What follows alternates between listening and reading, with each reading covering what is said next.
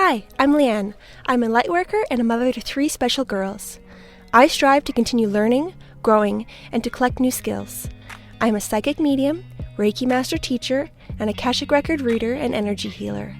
I am so excited to share what I've learned and what I'm going to learn and the ups and downs of life. Thank you for joining me on my journey. Welcome to Life of a Lightworker podcast. Hello. I am so excited that I got to have Avery on this episode.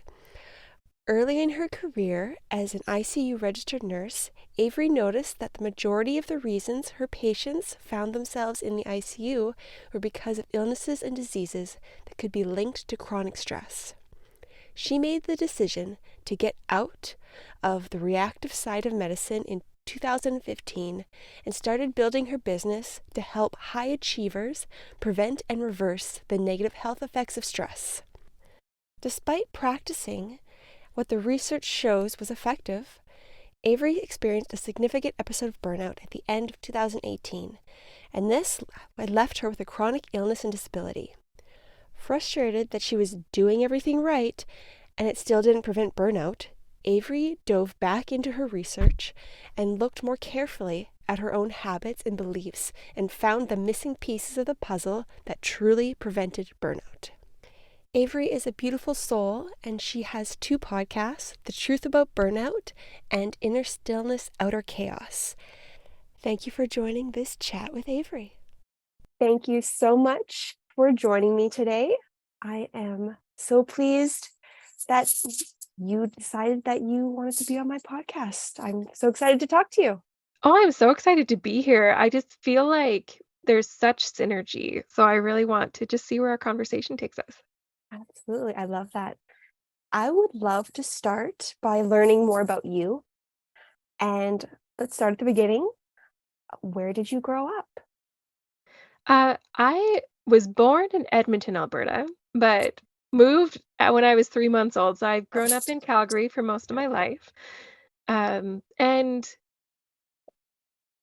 like there's a lot of formative experiences that I think all of us have of children where they have really changed how we show up as adults. And so some of them are serving and some of them are sabotaging. And really, a lot of the work that I've done, especially recently, has really been looking at finding the right balance for those different things.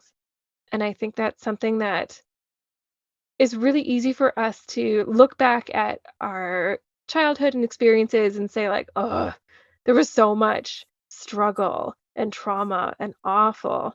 But when we can see it on that scale of serving to sabotaging, it really shifts the perspective to a more objective one, which is something that I really, really resonate with. Yeah, I love that. Some people, probably a lot of people don't understand the serving to sabotage scale. Can you explain that a little bit more? Yeah, absolutely. So one of the ways that I think helps it become really clear is when we talk about it with the lens of anger. So anger is this emotion that a lot of people say is negative. It's an unhelpful emotion, but really anger can serve you just as well as it can sabotage you. So it's all about how you process that anger. So for me, for a very long time, and it's something that I still have to be very careful with, anger really pushes me into more of the fawn response for stress. And that's where I try and make sure that everybody's okay and everybody's happy and the people pleaser kicks into overdrive. So when I experience anger from someone else, it sabotages me in a lot of ways. But I can start to see somebody else's anger as, oh, they're either triggered or there's something going on or there's something that needs to change because maybe their anger is valid and we actually need to address something. So by able to see it on that scale, it allows you to, again, take that step back and see it as serving versus sabotaging. Oh, I love that. Like it's changing the lens, changing the perspective, seeing it in a different light. Absolutely. And not putting those labels of good or bad, positive or negative, Yeah. because anger is just anger. Right. All of our experiences are just the experiences. It's just the meaning that we attach to it. That's where it now starts to impact us. And so we can just see it as this fluid experience. then it really just allows for more depth of that human experience. I love that.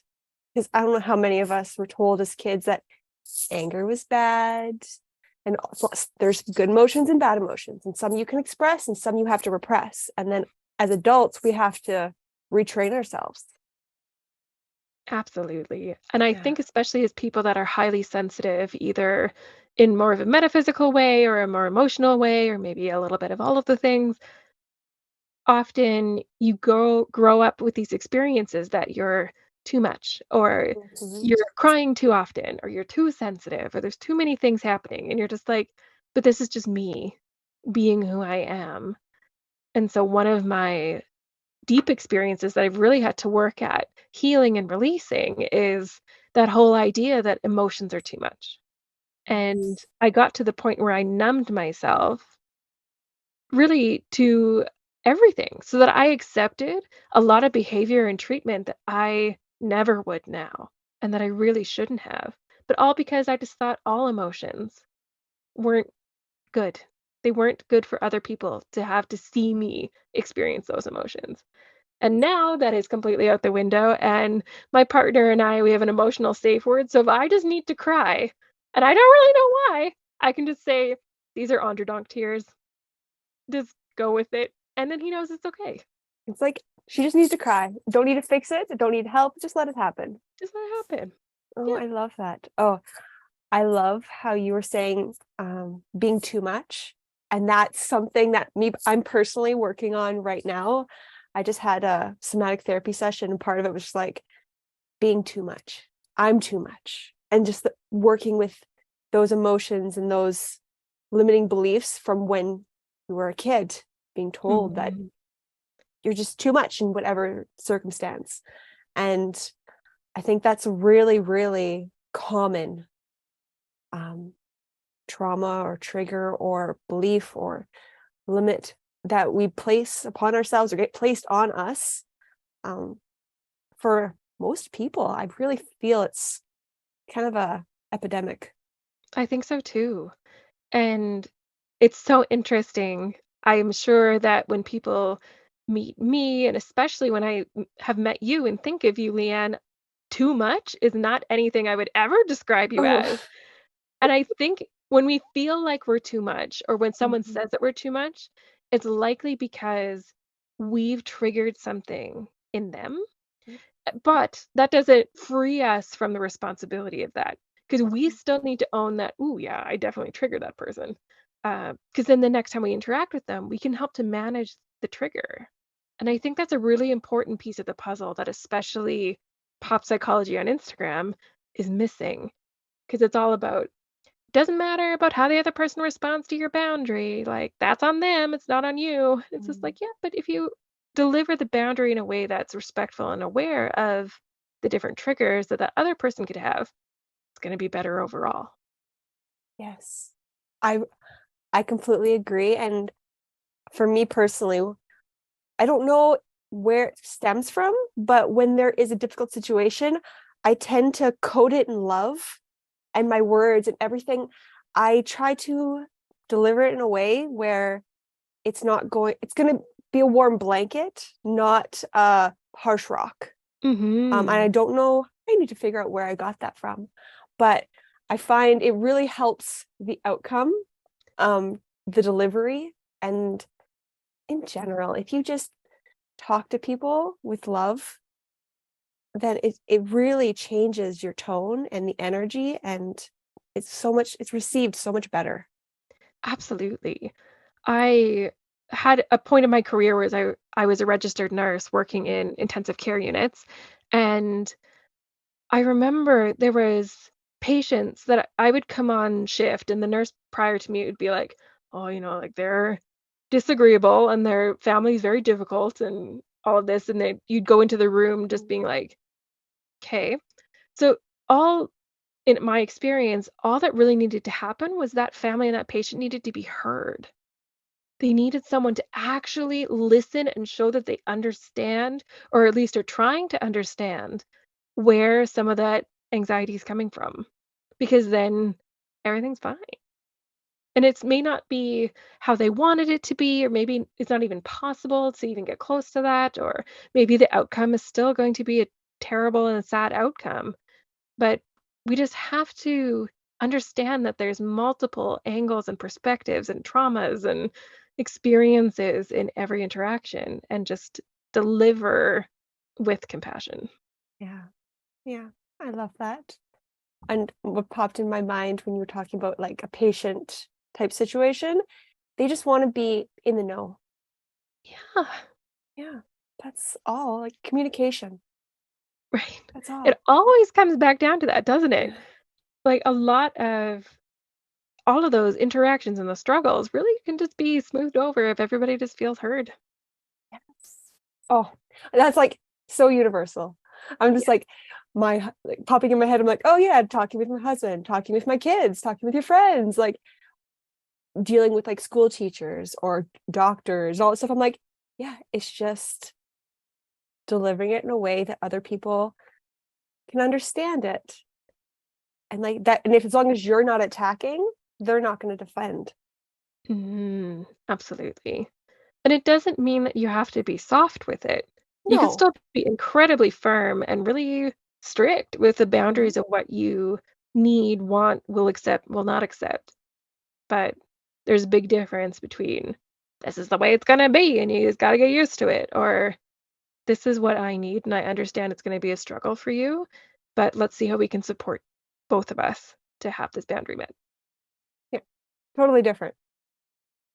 Totally different. I feel like the second requires some coaching, some training, and a lot of us weren't given that as children. Mm-mm. No. Yeah, Yeah, the adult learning curve is so much bigger than learning how to meal plan, it you know? is. Yeah. It's like this is how you cook, this is how you do laundry. You have to set an alarm clock to go to your job. It's way more than that. Yes. This is how you deal with anger. This is how you navigate difficult situations without just avoiding them and shutting everything down. Yeah, like these are all the things that I feel like as a group of humans, we're evolving and slowly building on these skills, but we have to remember that, our parents were part of that evolution. And so they've also grown from their parents' generation, but we just have to Mhm. understand that we're all evolving as we go. Yeah. Yeah. Each generation is a step in the right direction. Hopefully. Hopefully, yes. I'm just like, that's the goal. That's my goal for my kids. I'm like, be better than me. And then like that's your, or at least I want to do better than my parents. My parents were definitely better than their parents and so on and so forth. So as long as you try, I guess, is maybe part of it. I don't know. I think so. I think effort goes a long way. Yes. Yeah. Because I feel like effort has a lot to do with love. Mhm. Mhm. And that can all boils down to love. That's beautifully said, Leanne. Yeah, Yeah. I agree. Yeah. It's too simple, but it's simple is the best sometimes. Yes, but simple is also hard to implement sometimes. It is. It's too broad, like for some people to like put it into place. Yeah. Yeah, it's yeah, it's one of those things like it's hard. It's a tricky one. Yeah, but here we are solving Yes, the world's problems. Just like exactly. that. All it takes is love. Yeah, Really. True yeah, though. yeah. It's just many different ways that you can put it into practice. So true. I would love to hear about your journey from childhood to now, as far as your spiritual journey, and how it's evolved along the way. Yeah, absolutely. So I grew up with religion being important, but not incredibly important. So it was kind of a blend. But my mother's side was Catholic, and my dad's side was Christian Science. So not Okay. Scientology, but Christian Yeah. Science. They don't believe that they're immortal, but there's just a lot of overlap between those two. But really, it just the structure of that religion never really seemed to sit well with me, but I went with it. And then for a number of years, I played the piano for church choirs, and uh, found that that was helpful to keep me interested in the idea of it. But after some really difficult experiences being in more of the leadership side of a community church, I fell out hard with organized religion. And I actually, over the years, sort of learned in different modalities, and I've tried energy healing and Reiki and reading cards. And uh, of course, yoga is also a very spiritual practice. But over time, I've realized that I'm absolutely not a spiritual person. I'm Mm. a philosophical person Ah. because I believe strongly in personal responsibility. And I see a lot of spirituality, not all of it, of course, but a lot, really putting the onus on the universe, source, destiny. Something else is guiding you this way. And I'm like, but why? Why that? So yeah, that's kind of how it's evolved over time. And so now I really study and live in the Taoist and Vedic philosophies. Mainly Taoism is what I study and live by, the Taoist philosophy. That's beautiful. I've heard of it, but I really haven't dived too much into it. Could you give a little bit of information for the people listening and myself? Uh, a little baby introduction to what Taoist philosophy is. Yes, absolutely. So, the main book that really talks about it, and there's a number of different translations, it's called the Tao Te Ching, Okay. and it's written verbally and passed down over years by Lao Tzu. And basically, the whole tenet of it is that there is this possibility that is available to everyone, and that is the Tao. So it's this energy, this possibility, this life that we can all tap into and all work with, but it's when we try and swim upstream that life gets a lot harder. And so really it's about disconnecting from what we wanted, what we think should be, how all of those pieces fit together, and really just moving with the flow. And so one of the interpretations that I really enjoy is written by John MacDonald. And it this whole book, regardless of the translation, reads like a poem. Like, it's Mm. just so beautifully written, and they choose to have the speaker, the master, the person that's really working with the Tao, presented as a woman, which is very unique for a lot of philosophical discussions, Mm. that often default to more of a male gender.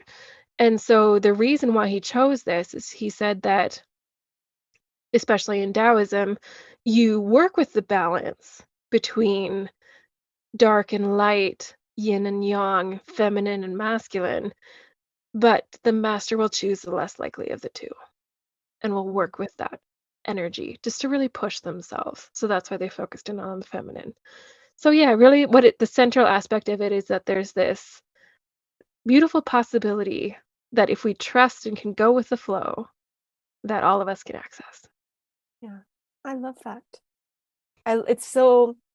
It's simple, but very profound. I think it could have big impacts to many parts of your life. And I can see that part of it thread throughout all sorts of other parts. It's like I can see the common themes in lots of things, just a lot of the other areas of spirituality, there's just more added to it. Mhm. More, it starts to get maybe if you are just starting, overwhelming or convoluted, or you don't see that main thread. Mhm. Yeah, Yeah, absolutely. beautiful. And I was wondering if so, is there a certain point in your life that you can look back on, and when you think of her at that moment, is there something you would say now to her that would help her on her path? Either calm the fears, calm the anxieties, or lend a hand. When would that be about, and what would you say to her? Beautiful. I love this question.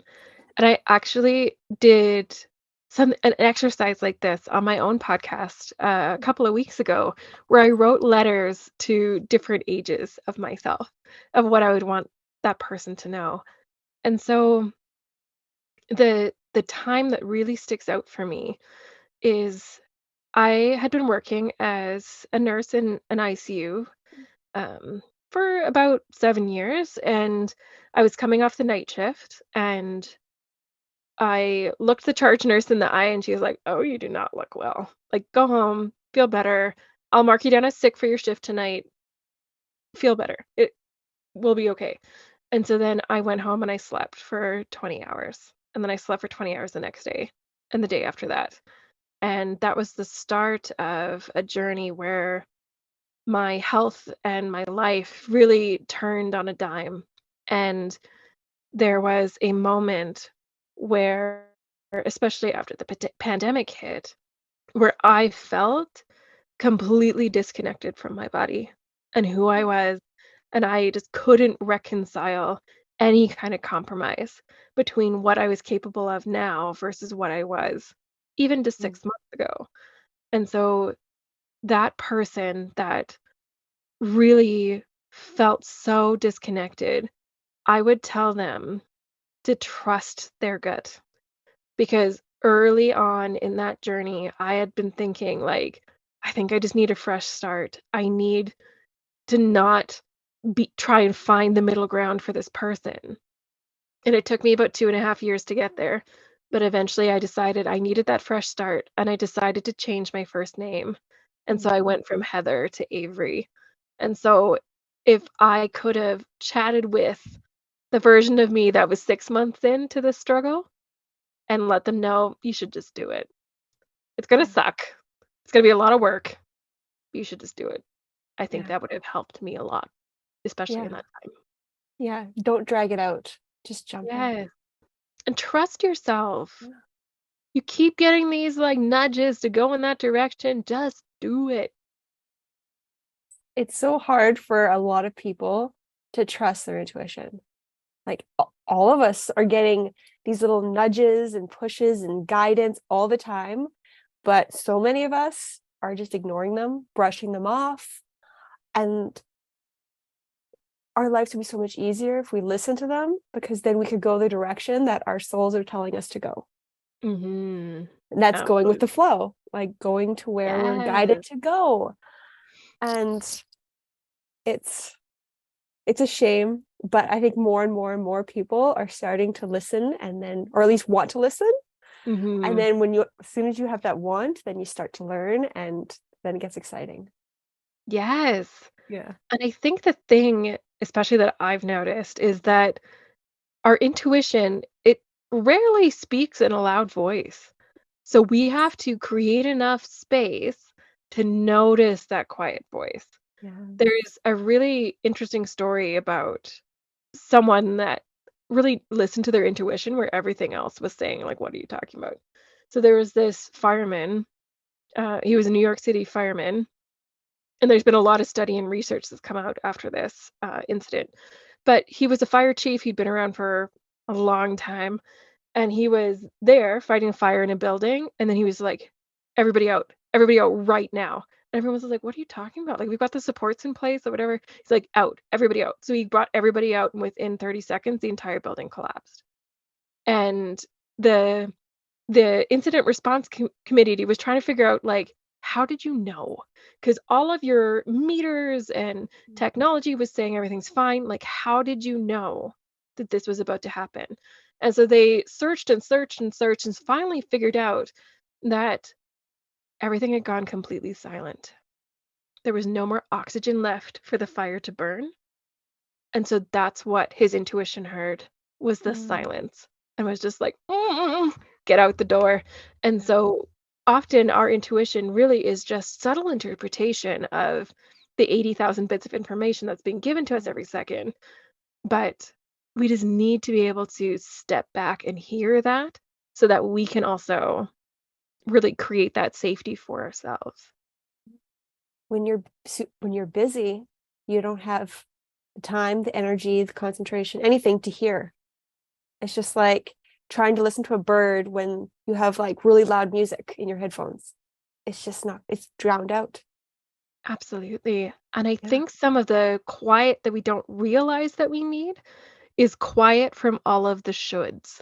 Mm, You yeah. should be doing this. You should feel this way. You should do that. And that really quiets that voice of Mm, yourself that's like, but what about this? Why can't I mm, do it this way? So it's not necessarily just mm. physical quiet that we need, but even quiet within our own belief system. Yeah. I love that. Like counteracting the shoulds. Like when you hear a should, maybe question it a little bit. Maybe like, is this, do I actually want this? Or is this something that's being placed on me that I'm now putting Mhm. on myself because I've heard it so many times? So I'm like, yeah, the shoulds. I think a lot of us was like, oh yeah, them shoulds really. Those shoulds are the Those worst. those shoulds should shut up. They should shut up. Like, I'm gonna should you right back. Yeah, I love that. Oh, I I know you do two podcasts. Can you talk about them a little bit? Sure. Yeah. So the podcast episode that I was chatting about Mm, earlier when I wrote those letters to the different ages of myself, that one's called Inner Stillness, Outer Chaos. mm, And so this is a podcast where I share a vulnerable story, a real story from my life, and then I share the lessons learned from it, and I always link it back to a song because music's played a really important role in my life. So, for example, that episode where I talked to different ages of myself and what I would want that person to know and think, the song that I selected for that was Little Miss by Sugarland. oh, And so it really just sort of summarizes that same idea of really just talking to the little girl mm, inside. So, yeah, that whole podcast really brings in ancient Taoist and Vedic wisdom and ties it into some real life experiences that are the good, the bad, and the ugly gets talked about on that podcast. Yeah, so that one's Inner Stillness, Outer Chaos. And then the other podcast that I have is called The Truth About Burnout, because I think that a lot about what we know about stress and stress management and burnout is still through a lens that maybe isn't quite as helpful as we'd think. mhm, So we really dig into a lot of the the impacts of our society on our ability to manage stress, the shoulds that keep getting thrown at us. And then I also bring on other people to share their own burnout stories because there was this one person, and I can't remember who it was. And so, if anybody's listening to this, I've been searching for this for years. If you know who said this first, please tell me because I really want to credit them. But basically, this person said that sometimes we can't see the red flags because they're pointed at us. And so we only see that mm, skinny bit of the red flag. And I feel like a lot of us that have had a burnout experience, that's the way it is. So I mm, always on the podcast talk about how hindsight's a jerk. So we talk about what were your red flags that you wish you saw. So mm. it helps other people become aware of their own. So Oh, that's what the truth about burnout really tries to cover. yeah. Well, I love that flag thing. I'm like, that is so true. And it's like, and then you get used to seeing it there, that little sliver, Mhm. and it just becomes in the background. It's not even something to be alarmed about anymore. You're so used to it. Absolutely. And that's Um, why having somebody you trust on the outside mhm. and they also know how to deliver the message like we were chatting Yeah, about before. So that way it's best received by you, but having those trusted people in your life is super duper important because they can see some of those red flags that are pointed at you, but not at yeah. them. Yeah, I think that goes across many aspects of your life. It's hard to see yourself clearly. Mhm. Like Mhm. it's in general, it's just from, let's say, my energy healing or any sort of readings I get, I tend to go to somebody else because they see things a lot differently than I see myself. Mhm. It's just kind of the way it is. You Yeah. need to have your community. You need to have the Mhm. people around you that can show you how it actually is and not your warped version of yourself. Everyone Yes. has a bit of a wonky mirror when they're looking at themselves. Mhm. So true. So that having somebody to reflect back and see that flag is super, super important. I completely agree with that. And for your, what are the other services that you offer, or offerings that you give out to the world? Oh, well, thank you so much for asking about that, Leanne. That's so kind.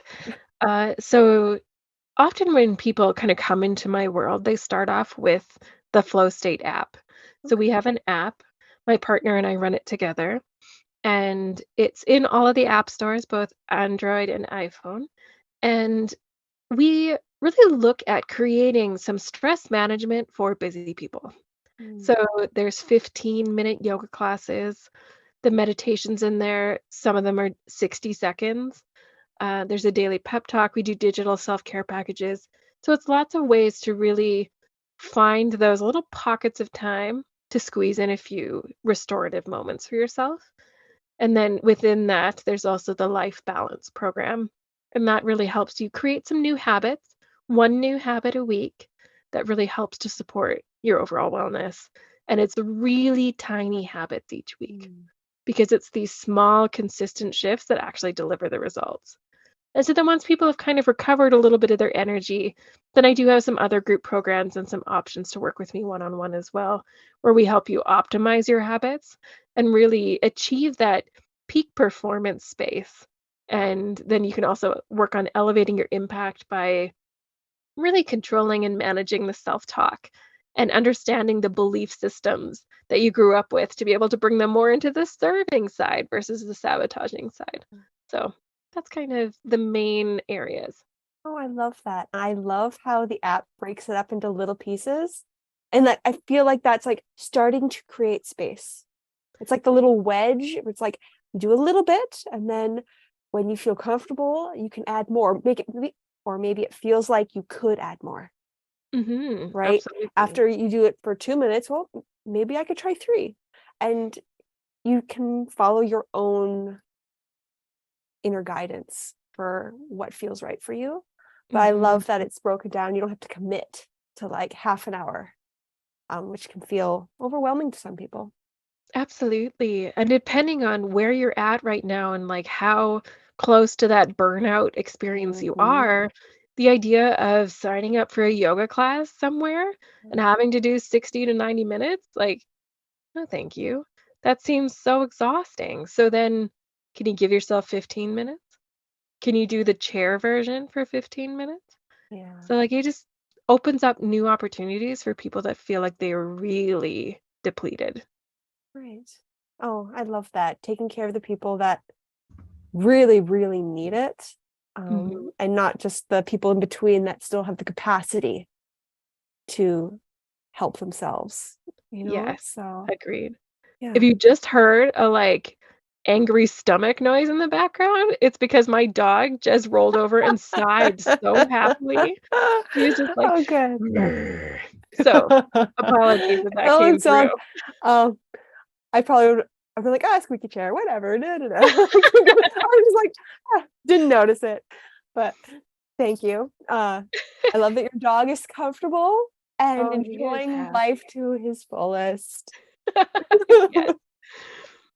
And, is there anything coming up for you in the next, I don't know, 3 months, 6 months, year that you want to talk about, that you are excited to bring into the world? Oh, that's a fun question. Uh, the Burnout Prevention Summit is going to be coming up in the next couple of months here.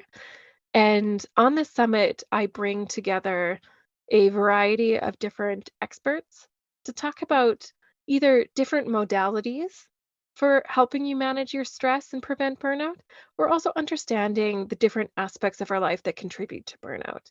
Mm. And it's really important to me that this summit be really inclusive. So it is at least 50% BIPOC speakers, and we also try and make sure that we cover um, different genders as well. So everybody on a gender spectrum or a non-gender spectrum will also be able to find someone that they can relate to here. Because stress is pervasive and it doesn't matter who you are, how you identify, you definitely deserve to get the support that you need. 100%. Is this in person or online? Online, yes, Online, and it's from awesome. experts from all across the world, so it's very exciting. This will be our 2nd year running it, and yeah, I'm it's a lot of work, but the first year put on all the foundation, so now this year should be smooth sailing. Oh, beautiful. And are these things that you can only attend live, or are there recordings for people that are in different time zones? How does that work?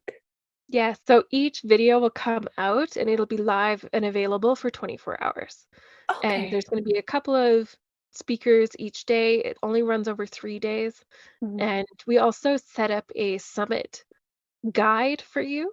So mhm, you can read through the little different descriptions for each talk and you can select the ones that you think are going to be the most helpful. And then you get personalized emails saying, this one just dropped, this one's about to expire. So that way, based on whatever appeals most to you is going to be most helpful to you, mhm. you'll help sort of create your own summit.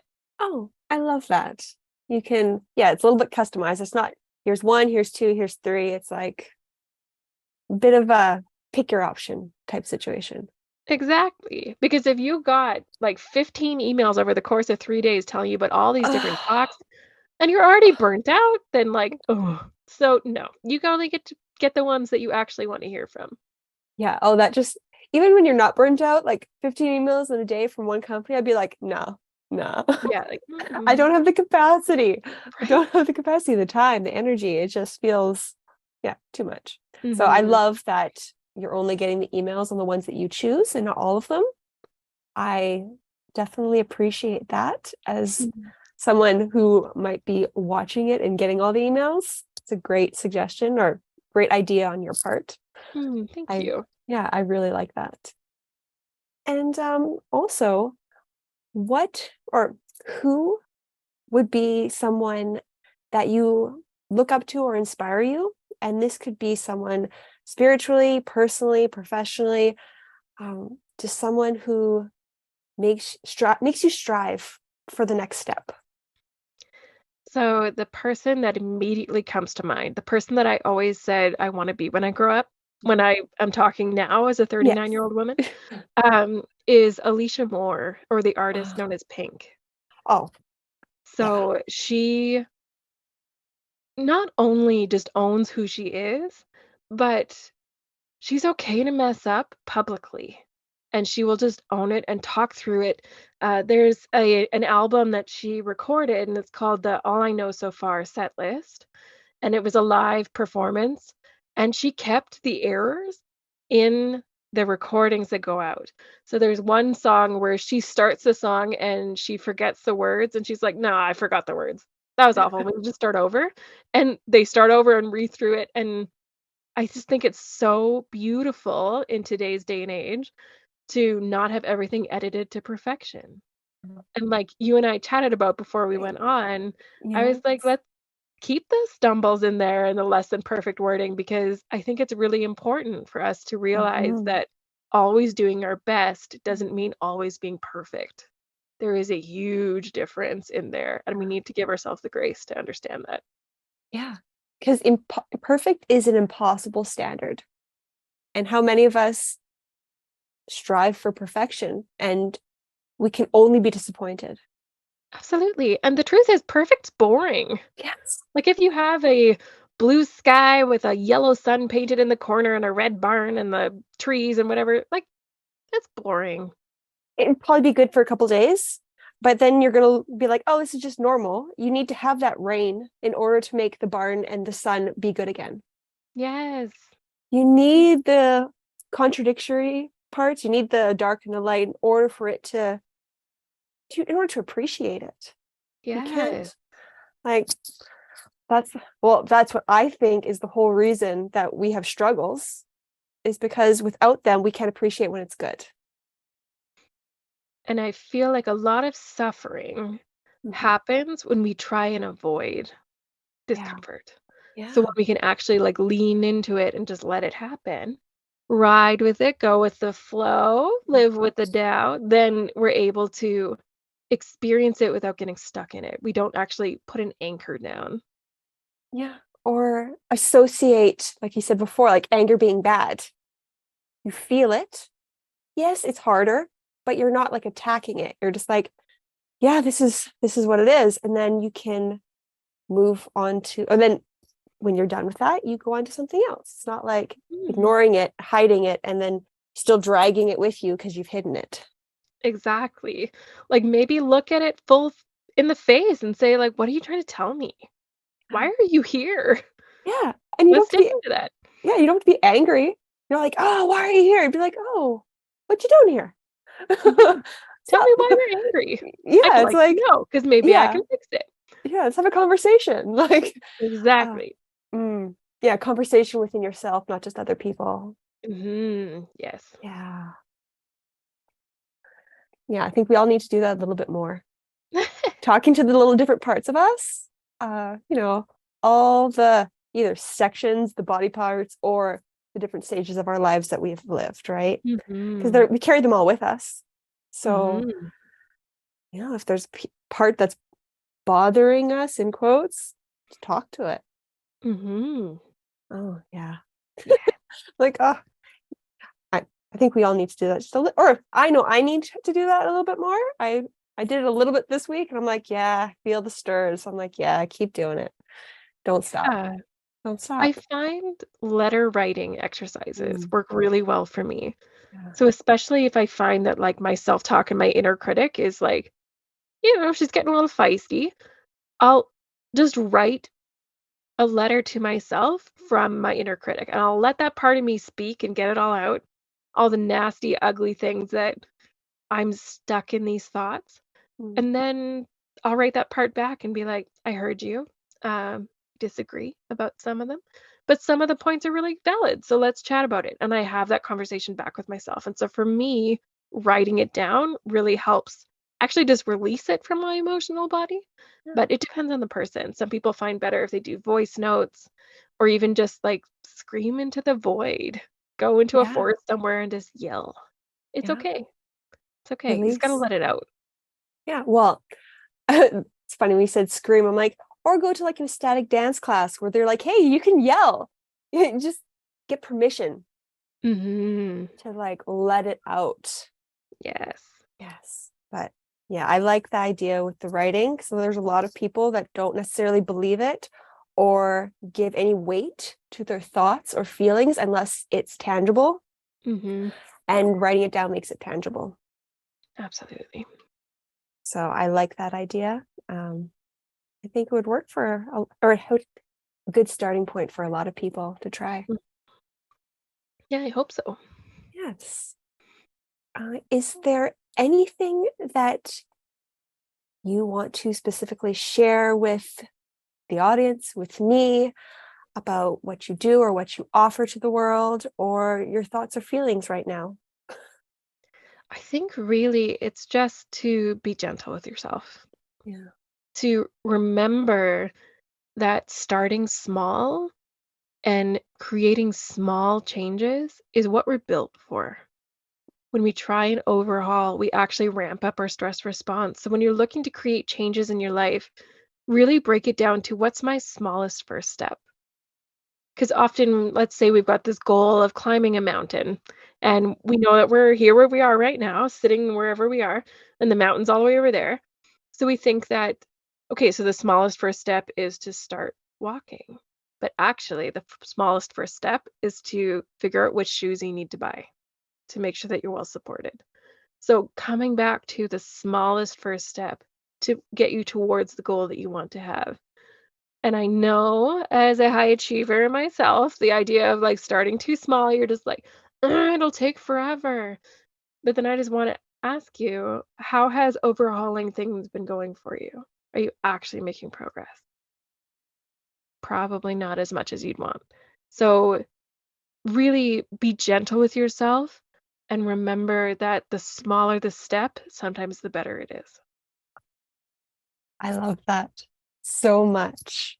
I love giving yourself time when you want to rush, because our mind doesn't always have the best timeline, and the Mhm. best as in um, maybe what's best for the body. Um, it just wants to get things done, right? When we're kind of like the go-getter kind of personality. Um, Yeah. Slowing It's like down the is hard. shoulds kick in again. The shoulds. It's yes, You it's the should be able to shoulds do it telling you. faster. Yeah. And like the comparison of like, oh, this other person did this good, or I saw this person, or I know this person. It's like, but you're not that person. Mhm. That and like, and you don't know the circumstance. Like, work with what you got right now. Yeah. Um, I find I've been called to go slower because I tend to go fast. And so I'm working on slowing down, catching myself and be like, give myself some space, some time, don't rush. And it's hard to hold the horses and be like, Mhm. slow down. But I can already feel a, it's creating more space. Yes. Yes. And it's really wonderful. And it feels more expansive. So much more like it just, I feel that connection stronger throughout the everyday and not just when I choose. Mhm. Yes. hmm I don't have to like Yes. stop and try. It's just there. So, Yes. What you're kind of describing is the Vedic concept of santosha, oh, which which really this it's a Sanskrit word that translates roughly to acceptance. mm, And so when we talk about santosha, it's not about settling and just accepting it is what it is, mm, but it's actually about noticing it as it is. mm, And so I think a lot of people, and likely a lot of the people that are listening right now, when we talk about gratefulness, they're like, "Oh yeah, I'm grateful for this person and this thing and this opportunity." And it's very easy for us to be grateful and accepting of things outside of ourselves. But another aspect of santosha is turning that in. So when we slow things down and take smaller steps and push ourselves absolutely to continue to make those changes, but we come at it from a more gentle perspective, we're actually able to celebrate ourselves. mm, So we're able to say, "Oh, you know what? I that was really hard for me to not go and get donuts today. When I walked by the staff room and I saw them on the table, I wanted those." And to just slow down and be like, "Yeah, I did that today. That's a big win." Sometimes my wins are I got out of bed and put pants on, and I didn't stay in my PJs all day. And sometimes that's the win that I need to celebrate. So really, a lot of taking the smaller steps also allows you to notice and celebrate all that you are and all of the mm. decisions that you make. I love that. Celebrating all the little things. It's really important. It is, and it's really hard to do. It is really hard to do. You almost have to like reminds me of like when my kids were really little, they do one little thing right and you just praise them. And then like you keep doing that, but you should do that to yourself too. Mhm. Don't because I feel like we're so hard on ourselves. So hard. Again, those shoulds, those shoulds Yeah, should just shut up. Yeah. the shoulds Um, need to shut up. yeah. So I really like your invitation to celebrate all the little things that we should appreciate. um, yeah, I love that. Thank you. Oh, you're welcome. All right. And thank you so much for joining me today. I loved our conversation and I can't wait to download your app because I am definitely going to get that. Oh, sounds good. Yeah, there is a free version, so if you wanna check things out and see them there, my podcasts are also linked there in the app. So the app is called The Flow State, and it's sort of a teal green sort of color with an infinity symbol drawn on it. You'll be able to find it in there. But you can also go to becomingavery.com, and the links to the app and all of the free resources and podcasts are all there as well. Perfect. And I'll have all the links in the show notes. Okay, well, have a great day and thank you so, so much. Thank you so much for having me here, Leanne. This was so fun. Oh, I had so much fun too. Thank you. thank you so much for listening.